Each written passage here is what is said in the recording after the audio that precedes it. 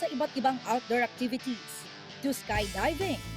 Enjoy na enjoy sa kanyang 2-week vacation sa Hawaii si Andrea Torres. Nakapansin-pansin ang tanned skin.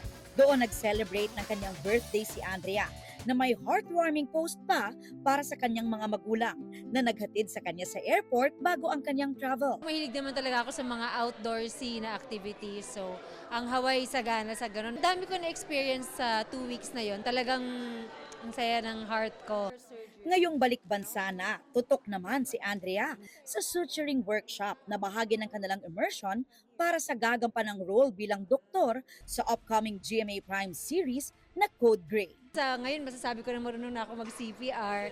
Mas na-appreciate ko yung character ko as a doctor.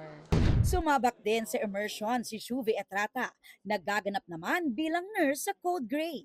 We were taught a lot of things, especially that my role here needs to be talaga, alam mo yung needs to be informed talaga sa pwedeng suture na gamitin, sa lahat ng equipments na gusto ng surgeon, na gusto niyang i-ask. Kahit busy, hindi pwedeng walang me time. Kaya si Shuvi magbabakasyon sa Amerika at doon din daw magse-celebrate ng birthday.